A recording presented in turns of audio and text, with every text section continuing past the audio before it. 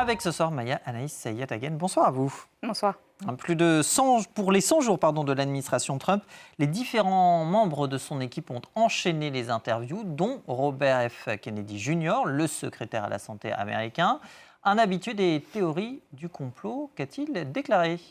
Alors nous sommes pour cette séquence sur le plateau de Dr. Phil, qui est une star de la télévision américaine et qui était aussi un soutien de Donald Trump pendant la dernière campagne présidentielle. Sur ce plateau, RFK va répondre à différentes questions, notamment de cette citoyenne américaine qui va lui demander, en tant que secrétaire à la santé, comment compte-t-il s'attaquer, arrêter les chemtrails, les traînées chimiques. Alors qu'est-ce que c'est les chemtrails ?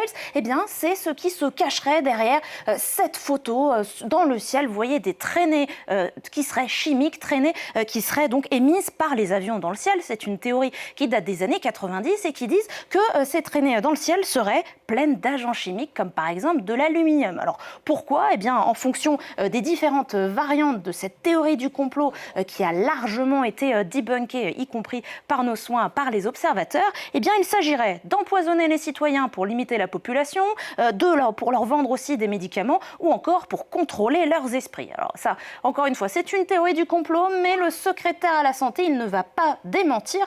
Au contraire, il va dire que ça existe bien, que ça se trouve dans les carburants. Il va même, selon lui, nommer une personne qui va faire toute la lumière sur cela, déterminer qui est responsable. Et selon lui, il s'agirait de DARPA. DARPA, c'est une agence gouvernementale américaine qui est en charge de l'innovation technologique pour les militaires.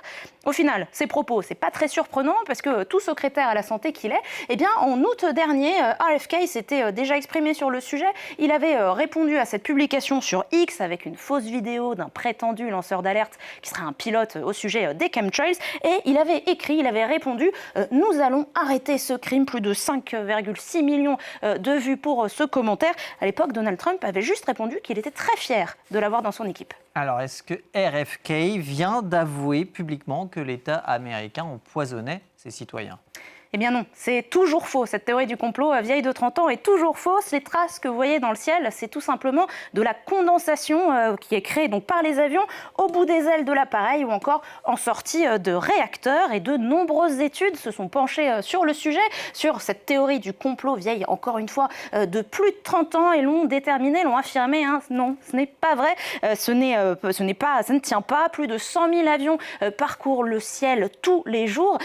Cette théorie existe depuis les années 90. Si c'était vrai, on aurait des preuves, on aurait des témoignages. Et là, il n'y a absolument rien. Et autre signe assez classique d'une théorie du complot, elle évolue. Je vous ai dit que dans la première version, c'était pour contaminer les citoyens, voire pour limiter la population.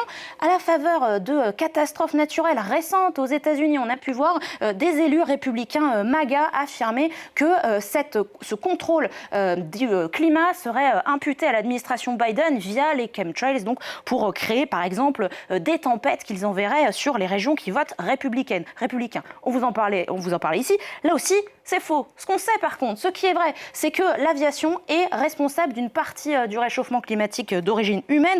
Les avions sont responsables de 3% des émissions de CO2 à l'échelle mondiale. Et ce que vous voyez dans le ciel, ces traces dans le ciel, c'est de la vapeur d'eau qui va potentiellement se créer en nuages artificiels, rester donc dans le ciel, piéger la chaleur et contribuer à l'effet de serre. Et ça, c'est pas un complot, c'est juste un phénomène physique. Alors les chemtrails, c'est théorie toujours aussi fumeuse donc, mais ces fake news ont un effet politique réel qui pourrait empêcher de lutter contre le réchauffement climatique. Et oui, selon cette publication sur X, 25 États seraient sur le point de bannir la modification du climat, je cite, via la géo-ingénierie. Là aussi, RFK est sur X et il confirme que c'est le cas. Il promet même le soutien de ses équipes pour MAHA, Make America Healthy Again. Et c'est vrai, il y a plusieurs États, comme par exemple l'Alabama, le Mississippi ou encore la Floride, qui pourraient suivre l'exemple du Tennessee, qui en avril dernier avait passé une loi pour interdire la dispersion de produits chimiques dans l'atmosphère. Et par exemple, dans un projet de loi, un sénateur républicain au Connecticut demande à ce que le gouvernement publie sur son site, tous les produits chimiques dispersés dans l'air. Je viens de vous le dire, la réponse est aucun. Alors vous allez pouvoir me dire, c'est pas très grave d'interdire quelque chose que des gens ne font déjà pas, sauf que ça a des conséquences dans la vraie vie, des conséquences notamment pour les scientifiques qui sont en train de travailler à lutter, à limiter les effets du réchauffement climatique, par exemple avec différentes techniques comme à petite échelle l'ensemencement des nuages qui permettrait de faire pleuvoir. C'est à échelle très locale, c'est même assez controversé, mais ça permettrait d'aider en cas de sécheresse. À plus large échelle, l'idée de contrer le réchauffement climatique à l'échelle planétaire, à l'échelle globale, c'est ça qu'on appelle la géo-ingénierie. Ça n'a jamais été fait